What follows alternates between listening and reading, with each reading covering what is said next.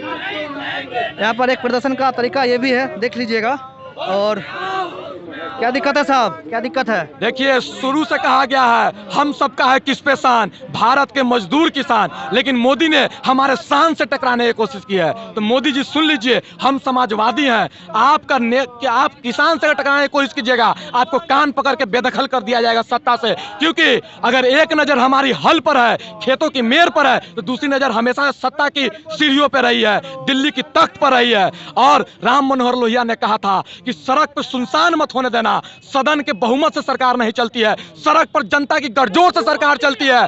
और मोदी जी, आपका नीति और नियत में खोट है, इसलिए आपने कर का वार्ता विफल कर दिया। हमारे कृषि नेताओं के बात को आपने नहीं माना, आपने तत्काल प्रभाव से कृषि बिलों को वापस नहीं लिया, जिसका हम पुरजोर विरोध करते हैं। इसलिए हम सब चक्का चक्का जाम करने के लिए इनकलाबी विचारों के साथ सड़क पर उतर गए हैं, क्योंकि इतिहास के कालखंड में वो सब लोग से हिसाब लिया जाएगा जो लोग भी किसान के आंदोलन पर चुप पाया जाए। मोदी जी कह रहे हैं कि हम किसान के समक्ष में मतलब उसके समर्थन में लाए हैं।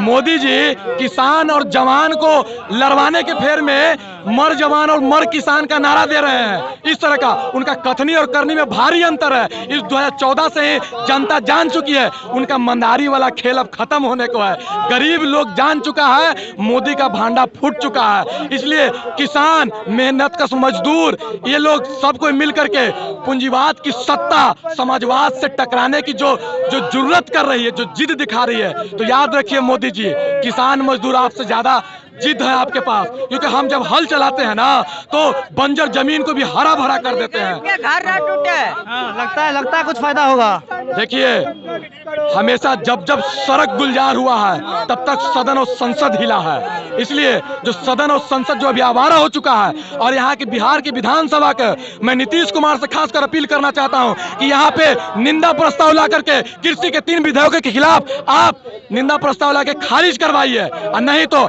आपके खिलाफ भी पुरजोर विरोध की तैयारी होगी। आपके खिलाफ भी आपको सीएम के कुर्सी पर बैठने नहीं दिया जाएगा, क्योंकि किसान का कर्ज हम सब के ऊपर है। क्योंकि किसान उगाता है तो जानते हैं पशु और पक्षी भी तृप्त होता है। तो आप उस किसान को आप किसानी खत्म करने चाह रहे हैं, जो कोरोना लॉकडाउन में अर्थव्यवस्था के एकमात्र डूबते को तिनका का सहारा था। कृषि अर्थव्यवस्था के कारण ये देश चल रहा है। आज कृषि अर्थव्यवस्था नहीं रहता तो कितना लोग कोरोना लॉकडाउन के अनियमितता के कारण भूखा मर जाता।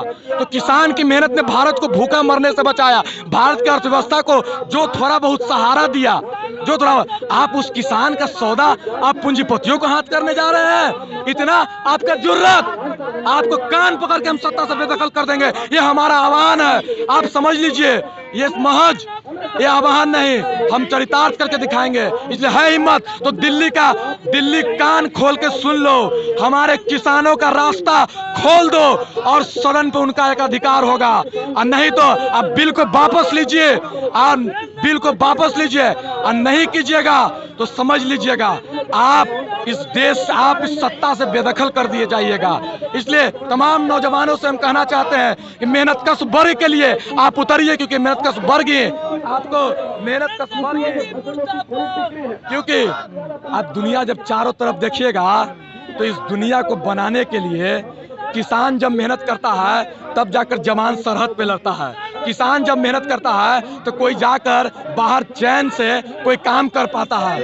इसलिए किसान आपका आधार है। अगर आधार खिसक गया ना तो आप भारत रूपी इमारत को आप भरभराना चाहते हैं। इस देश को हम किसान पुत्रों ने, धरती पुत्रों ने बनाया है, इतना आसानी से आपको हम बर्बाद नहीं करने देंगे।